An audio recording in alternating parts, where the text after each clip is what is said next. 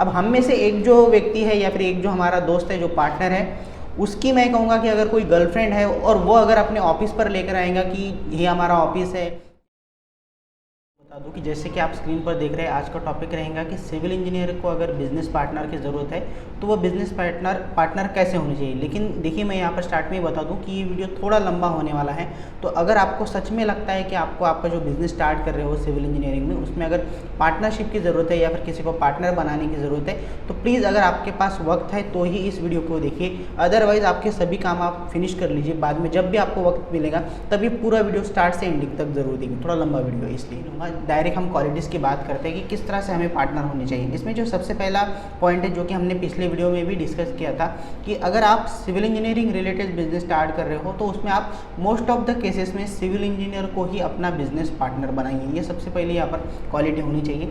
फिर हम बात करते हैं कि जो एज ग्रुप है, या फिर हम कहेंगे कि जो भी आपके पार्टनर है, उनके और आपके एज में एक जनरेशन गैप नहीं होना चाहिए। बिकॉज देखिए, जब हम पार्टनरशिप की बात करते हैं तो हमें कुछ डिसीजन लेने हैं, वो डिसीजन म्यूचुअली होने चाहिए, मतलब दोनों की भी मर्जी से होने चाहिए। हाँ ठीक है, आपके उसमें कुछ मैं कहूँगा कि थिंकिंग डिफरेंसेस हो सकते हैं, लेकिन उन एट द एंड ऑफ जब भी आप एक डिसीजन लोगे तो वो डिसीजन में किसी भी तरह का विवाद नहीं होना चाहिए, कोई भी जनरेशन गैप नहीं होना चाहिए। तो आप कोशिश कीजिए कि जो भी आपके पार्टनर रहेंगे वो मोस्ट ऑफ द आपके ही एज के हो, या फिर 1-2 साल अगर छोटे या बड़े रहे तो भी चलेगा, लेकिन ये जनरेशन गैप नहीं होना चाहिए। आपको आपके पार्टनर को हाजी या फिर मतलब बेसिकली मैं कहूँगा कि आप उनसे खुल के बात कर सके, इसलिए ये चीज़ बहुत ज़रूरी है कि आपके जो भी बिजनेस पार्टनर है वो सेम एज ग्रुप के हो। अब जो यहाँ पर अगला पॉइंट है वो कुछ इस तरह से है कि जैसे कि मैंने अपने पिछले वीडियो में भी बताया था कि हम बिजनेस पार्टनर क्यों बना रहे हैं, ताकि हमारे पर जो भी वर्कलोड आ रहा है वो कम हो सके, या फिर हम उसे बांट सके, डिवाइड कर सके और अपने प्रॉफिट को बढ़ा सकें। तो उस केस में आपके जो भी बिजनेस पार्टनर होंगे, जो भी रोल आप उन्हें देना चाहते हो, वो रिस्पॉन्सिबिलिटी उस रोल की ले सके। साथ ही साथ ये रिस्पॉन्सिबिलिटी लेना एक अलग बात, लेकिन सच में वो काम कर सके, इसलिए उनके पास मिनिमम मैं कहूँगा कि 1 साल का एक्सपीरियंस होना चाहिए उस काम में। फिर चाहे वो ड्राइंग रिलेटेड वर्क हो सकता है या फिर साइट रिलेटेड, जो भी काम आपके पार्टनर को आप देना चाहते हो या फिर रोल देना चाहते हो, तो उस चीज़ का उन्हें एक्सपीरियंस होना चाहिए। कुछ ऐसा ना हो कि आप दोनों भी यहाँ पर फ्रेशर और फ्रेशर की तरह यहाँ पर पार्टनरशिप बना रहे हो। नहीं, आपको पहले आपके फील्ड में 1 साल का स्ट्रगल करना होगा अलग अलग। बाद में जब आप यहाँ पर पार्टनरशिप करोगे तो दोनों को भी कम से कम 1 साल का तो भी अनुभव होना चाहिए। 2 या फिर 2 से ज़्यादा पार्टनर होंगे तो सभी को ये मिनिमम 1 ईयर एक्सपीरियंस ज़रूरी है, जो भी काम आप उन्हें देना चाहते हो या फिर रोल उन्हें देना चाहते हो उसमें। अब इसमें और एक चीज़ आती है जो कि बहुत इंपॉर्टेंट है, वो पॉइंट ये कि जो भी आपके पार्टनर हैं वो सेल्फिश नहीं होने चाहिए। जब भी एक डिसीजन लेने की बात आए या फिर कोई भी अगर निर्णय लेना है, हम पार्टनर्स हैं यहाँ पर, तो उनके मन में ये चीज़ हमेशा रहनी चाहिए कि हमें ये जो मुद्दा है या फिर ये जो टॉपिक है, हमें अपने पूरे टीम के साथ डिस्कस करना होगा, उसी के बाद हम यहाँ पर निर्णय लेंगे। अब मैं यहाँ पर फॉर एग्जाम्पल एक बात बताता हूँ। मान लीजिए कि आपको आपके एक पार्टनर को कॉल आया है कि हमें इस तरह का एक विथ मटेरियल का पूरा जो स्कूल है उसका काम करना है, एक बड़ा प्रोजेक्ट है। तो उस केस में ऐसा ना हो कि जो भी डीलिंग है वो सिर्फ आपका पार्टनर ही करे और आपको बाद में मतलब जब पूरी पार्टनर जब डील हो जाए तब आपको पता चले, तो ऐसा ना हो। इसलिए आपके जो पार्टनर है वो सेल्फिश नहीं होने चाहिए। तो ये भी आपको पहले ही तय करना होगा, इन सब चीज़ों को आपको पहले ही डिस्कस करना होगा कि जो भी अगर काम आएगा तो सब जितने भी पार्टनर हैं उनके सामने इस पर मीटिंग होंगी और उसके बाद ही यहाँ पर डिस्कशन होगा कि कितना, या फिर डील होंगी कि कितने में ये काम फाइनल होगा और कितने में हमें कब ये काम शुरू करना है। तो ये सब चीज़ें जो है, इसलिए जो भी व्यक्ति है वो सेल्फिश नहीं होना चाहिए, वो टीम के बारे में या फिर टीम के साथ काम करने वाला व्यक्ति चाहिए आपको। अगला जो पॉइंट है वो बहुत ज़्यादा इंपॉर्टेंट है, वो ये है कि जब हम बिजनेस करते हैं तो ऑब्वियसली यहाँ पर आपको प्रॉफिट भी होगा, लॉस भी होगा, कभी कभी हम न्यूट्रल फेज में भी रहेंगे, मतलब कुछ भी नहीं होगा। तो तीनों भी फेज के लिए आपके जो भी जितने भी पार्टनर्स हैं वो रेडी होनी चाहिए। जब बिजनेस में प्रॉफिट होगा तो साथ में आप एंजॉय कर सके, जब लॉस होगा तो उस लॉस को भी आप साथ में फेस कर सके। तो इस तरह से आपकी मेंटेलिटी चाहिए सभी पार्टनर्स की। तो ये भी आपको समझना होगा कि हम बिजनेस कर रहे हैं, ये कोई गवर्नमेंट जॉब या फिर प्राइवेट कंपनी का जॉब नहीं है कि यहाँ पर हमें मंथली सैलरी मिलेंगी, हमें यहाँ पर अप्स एंड डाउन देखने को मिलेंगे। तो इस चीज़ के लिए जो आपके पार्टनर है वो रेडी होनी चाहिए। सिर्फ वो अगर प्रॉफिट के लिए आपके साथ पार्टनरशिप कर रहे हैं तो पहले ही बता दो कि ऐसे लोगों से आप दूर रहिए। अब इसमें जो अगला पॉइंट है वो थोड़ा लीगल पॉइंट है कि जब भी ये सब चीज़ें होती है, क्या होता है जब भी हम पार्टनरशिप करते हैं हमारे बिजनेस में, जब पहली बार हम कोई पार्टनरशिप करते हैं तो हम मोस्ट ऑफ द अपने दोस्तों को ही पार्टनर्स बनाते हैं, या फिर हमारे जो भरोसे के हैं जिन्हें हम जानते हैं उन्हें ही पार्टनर्स बनाते हैं। तो ये अच्छी बात है, इसमें कोई दिक्कत नहीं है। लेकिन एक स्टेप आपको आगे बढ़ना है। सभी पार्टनर्स को आपको समझाना होगा कि ये जो पार्टनरशिप है ये सिर्फ हमारे रिलेशन के बेसिस पर या फिर हम एक दूसरे को वादा कर रहे हैं, प्रॉमिस कर रहे हैं, इस चीज़ पर नहीं होगी, बल्कि यहाँ पर एक लीगल एग्रीमेंट होगा, लीगल कॉन्ट्रैक्ट होगा, उस पर सभी को साइन करना होगा और जो भी उस कॉन्ट्रैक्ट में लिखा हुआ है उससे उन सब चीज़ों से आपको एग्री करना होगा। अगर ये चीज़ें आप एग्री करते हो तो ही आप हमारे लीगल पार्टनर बन सकते हो। तो बेसिकली मेरा कहने का मतलब ये है कि आपके जो भी पार्टनर्स हैं उन्हें कॉन्ट्रैक्ट फॉलो करना होगा, पार्टनरशिप कॉन्ट्रैक्ट फॉलो करना होगा, तभी वो लीगल कॉन्ट्रैक्टर आपके साथ लीगल पार्टनर्स आपके साथ बन सकते हैं।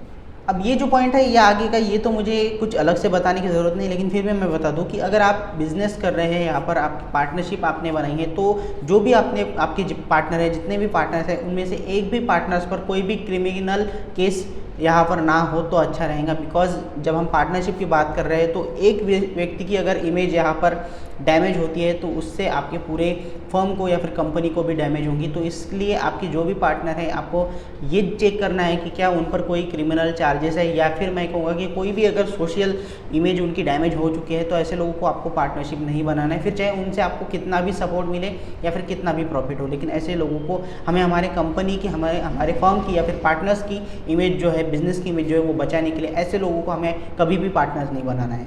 अब ये जो थोड़ा अगला पॉइंट है ये थोड़ा पर्सनल रहेगा, वो कुछ इस तरह से रहेगा कि देखिए जब हम पार्टनर्स होते हैं, अगर मैं हमारी एज के बारे में बात करेंगे कि अभी हमने अगर पार्टनरशिप शुरू की है अपने दोस्तों के साथ, जो बाकी सब चीज़ों पर हैं, वो सिविल इंजीनियर भी हैं, उनके पास एक्सपीरियंस भी है, कोई क्रिमिनल केस नहीं है, सब चीज़ें सही है, वो काम भी अच्छा कर रहे हैं, अपने जो रोल उन्हें दिया है वो रोल पर वो काम कर रहे हैं। लेकिन एक चीज़ आपको, एक बाउंड्री यहाँ पर आपको सेट करनी होगी कि आपके जो भी पर्सनल इशू है, फिर चाहे वो पॉजिटिव हो या फिर नेगेटिव हो, वो कभी भी हमारे बिजनेस के बीच में नहीं आने चाहिए। अब मैं इसका एक अच्छा एग्जाम्पल देता हूँ। देखिए मान लीजिए कि आपने मेरे साथ पार्टनरशिप की है, हम 3 लोग हैं, 3 दोस्त हैं, हमने पार्टनरशिप की है और हमें एक अच्छी जगह भी मिली है जहाँ पर हमने अपना ऑफिस सेटअप किया है। अब हम में से एक जो व्यक्ति है या फिर एक जो हमारा दोस्त है, जो पार्टनर है, उसकी मैं कहूँगा कि अगर कोई गर्लफ्रेंड है और वो अगर अपने ऑफिस पर लेकर आएगा कि ये हमारा ऑफिस है, या फिर आप समझ सकते हो मैं क्या बेसिकली कहना चाहते हो कि आपकी जो भी पर्सनल लाइफ है वो हमें यहाँ नहीं चाहिए। बिकॉज देखिए ठीक है, आप 3 दोस्त हो, आप उस दोस्त को समझ सकते हो, लेकिन जब लोग आपको देखेंगे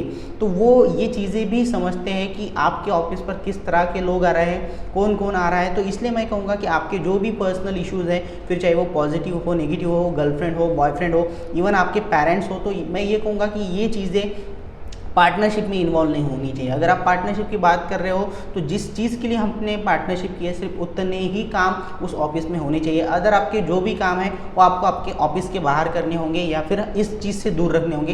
तो ये भी आपको आपके दोस्तों के साथ या फिर अगर आपके पार्टनर्स, अगर आपके फैमिली मेम्बर है, दोस्त है, उनके साथ ये चीज़ें क्लियर करनी होंगी। यहाँ पर हम सिर्फ बिजनेस के बारे में बातें करेंगे, कोई भी फैमिली ड्रामा या फिर कोई भी गर्लफ्रेंड बीएफ वाली बातें यहाँ पर नहीं होंगी। बिकॉज हमें टाइम वेस्ट नहीं करना है, हमें हमारे बिजनेस को ग्रो करना है। अब आप में से कुछ लोग कहेंगे कि सर आप ये बात क्यों कर रहे हैं। देखिए क्या है प्रॉब्लम, हमारे यहाँ हम अदर जो फॉरेन कंट्रीज़ है वहाँ पर जिस तरह से पार्टनरशिप होती है वहाँ उस तरह से हम काम नहीं करते। एक्चुअली हमारे यहाँ क्या है, पार्टनरशिप भी हो जाए, कितना भी हम कॉन्ट्रैक्ट यहाँ पर कर लें, उसके बावजूद भी हम बहुत ज़्यादा फ्रेंडली हो जाते हैं। पार्टनरशिप में फ्रेंडली होना अच्छी बात है, लेकिन अगर आपके पर्सनल इशू भी इसमें अगर आने लगे तो इससे आपके बिजनेस को ही नेगेटिव इम्पैक्ट होगा। तो इसलिए आपको ऐसी चीज़ों से दूर रहना है।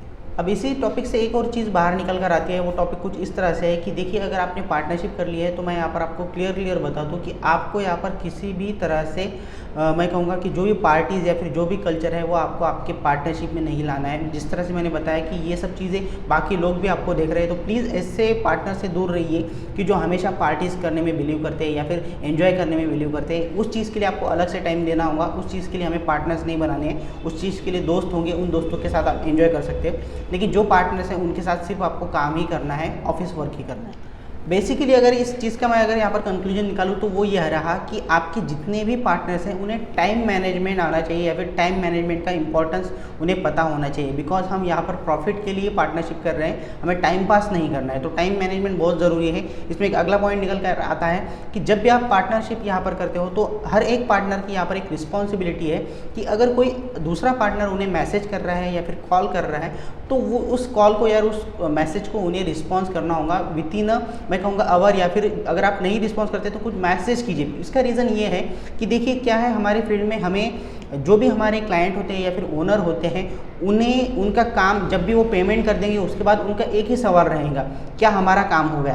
तो इस केस में अगर आप अकेले काम कर रहे हो तो कोई दिक्कत नहीं है, आप पूरी केस को हैंडल कर सकते हो। लेकिन अगर आप पार्टनरशिप में काम कर रहे हो, आपने हर एक व्यक्ति को एक रोल दिया है, एक काम दिया है, तो उस केस में जब आपका क्लाइंट आपको कॉल करेगा तो उस केस में आपके पास जो आंसर होंगे वो आपको आपके पार्टनर से लेने की स्टेटस क्या है, सिचुएशन क्या है। इसलिए मैंने कहा कि जो भी आपके जो भी जितने भी पार्टनर्स होंगे उनको एक चीज़ हमेशा याद रखनी होगी कि हमें रिस्पॉन्सिबल बनना होगा।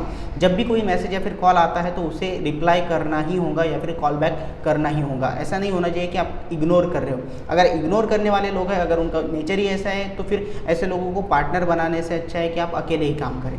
और अब इसमें एक कम्युनिकेशन का पॉइंट आता है कि जो भी आपके पार्टनर्स हो, आपके जो क्लाइंट्स रहेंगे, आपके बिजनेस के क्लाइंट्स, साथ ही साथ आपके साथ या फिर आपके बिजनेस पार्टनर जितने भी, उनके साथ वो एक पोलाइटली बात कर सके या फिर जो मैनर्स हैं वो उनमें होनी चाहिए। बिकॉज मैंने कई बार देखा है कि जब हम किसी को पार्टनर्स बनाते हैं तो वो हमारे बिज़नेस को नहीं समझ पाते और अपना जो ईगो होता है वो उस बिज़नेस में लाते हैं और जो उनकी बात करने की जो मेथड होती है वो गलत होती है। तो मैं कहूँगा कि अगर आप किसी के साथ पार्टनरशिप कर रहे हो या फिर अगर आपके पार्टनर्स भी हैं तो आपको एक दूसरे की रिस्पेक्ट करनी होगी, एक दूसरे के ओपिनियन की रिस्पेक्ट करनी होगी। शायद हो सकता है कि वो गलत हो लेकिन आपको सुनना होगा। सो बेसिकली आपका पोलाइट बिहेवियर बहुत ज़्यादा ज़रूरी है। ये तो रही पार्टनर्स के साथ, साथ ही साथ आपके क्लाइंट्स भी। देखिए, आप पार्टनर्स हो, आप एक दूसरे की बातें समझ सकते हो, लेकिन जो आपका क्लाइंट रहेगा उन्हें आपको ये बातें समझानी है या फिर काम के बारे में कुछ चीज़ें बतानी है, तो आपकी जो लैंग्वेज है वो पोलाइट होनी ज़रूरी है। अदरवाइज़ आपको काम नहीं मिलेंगे, जो काम मिला है वो भी आपके हाथ से चला जाएगा। तो ये चीज़ भी बहुत ज़्यादा ज़रूरी है कि आपके